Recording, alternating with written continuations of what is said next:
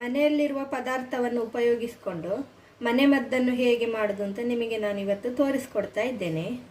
ನಾನು ವಂದನಾ, ಮನೆ ತಿಂಡಿ ಚಾನಲಿಗೆ ಎಲ್ಲರಿಗೂ ಸ್ವಾಗತ. ಜೋರಾದ ಕೆಮ್ಮು ಕಫ ನಿವಾರಣೆಯಾಗುವಂತಹ ಮನೆಮದ್ದನ್ನು ನಿಮಗೆ ನಾನು ತೋರಿಸ್ತಾ ಇದ್ದೇನೆ. ನೋಡಿ, ಒಂದು ವೀಳ್ಯದೆಲೆ ತಗೊಂಡಿದ್ದೇನೆ ನಾನು. ಇದು ಚೆನ್ನಾಗಿ ತೊಳ್ಕೊಳ್ಬೇಕು. ವೀಳ್ಯದೆಲೆ ಹುಳ ಎಲ್ಲ ಇರ್ತದೆ. ನೋಡಿ 2 ಕಾಳು ಮೆಣಸನ್ನು ಹಾಕ್ಕೊಳ್ತಾ ಇದ್ದೇನೆ ನಾನು.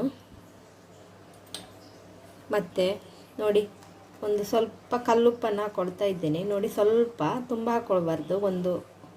ಒಂದು ಕಲ್ಲಷ್ಟು ಉಂಟು ಇದರಲ್ಲಿ. ನೋಡಿ, ಈ ವೀಳ್ಯದೆಲೆಯನ್ನು ಬಾಯಿಗೆ ಹಾಕಿ ಈ ವೀಳ್ಯದೆಲೆಯ ರಸವನ್ನು ನುಂಗುತ್ತಾ ಇರಬೇಕು.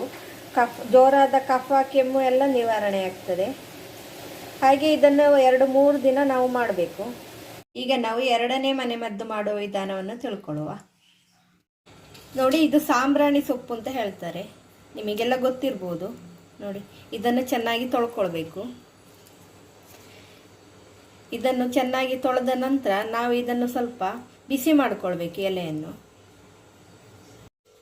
ನೋಡಿ, ಈ ಬಾಣಲೆಯಲ್ಲಿ ಹೀಗಿಟ್ಟು ಸ್ವಲ್ಪ ಬಿಸಿ ಮಾಡಿಕೊಳ್ಳುವ ಎಲೆಯನ್ನು. ನೋಡಿ, ಈ ಥರ ಎಣ್ಣೆ ಬಿಸಿ ಮಾಡಿಕೊಂಡೆ. ನೋಡಿ, ಇದನ್ನು ಗಿವಿಚಿ ರಸ ತೆಕ್ಕೊಳ್ಬೇಕು. ಹೀಗೆ ಇದರ ರಸ ಬರ್ತದೆ. ಇದು ಸಣ್ಣ ಮಕ್ಕಳಿಗೆಲ್ಲ ಕಫ ಕೆಮ್ಮಿದ್ರೆ ತುಂಬ ಒಳ್ಳೆಯದಿದು. ನೋಡಿ, ಹೀಗೆ ಮಾಡಬೇಕು.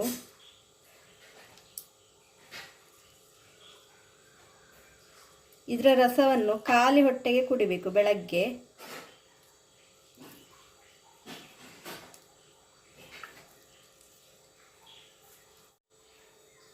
ನೋಡಿ, ಇದಕ್ಕೆ ನಾನಿಲ್ಲಿ ಸ್ವಲ್ಪ ಜೇನನ್ನು ಹಾಕ್ಕೊಳ್ತಾ ಇದ್ದೇನೆ. ನೋಡಿ, ಚೆನ್ನಾಗಿ ಮಿಕ್ಸ್ ಮಾಡಬೇಕು. ಮಿಕ್ಸ್ ಮಾಡಿ ನಾವು ಇದನ್ನು ಖಾಲಿ ಹೊಟ್ಟೆಗೆ ಕುಡಿಬೇಕು. ನೋಡಿ,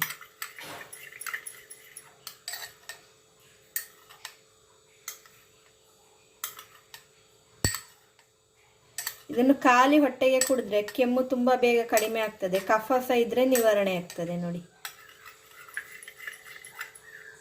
ಹಾಗೆ ಇವತ್ತಿನ ಮನೆಮದ್ದು ನಿಮಗೆ ಇಷ್ಟ ಆಯಿತು ಅಂತ ಅಂದ್ಕೊಳ್ತೇನೆ. ಇಷ್ಟ ಆದರೆ ಲೈಕ್ ಮಾಡಿ, ಶೇರ್ ಮಾಡಿ, ಸಬ್ಸ್ಕ್ರೈಬ್ ಮಾಡಿ.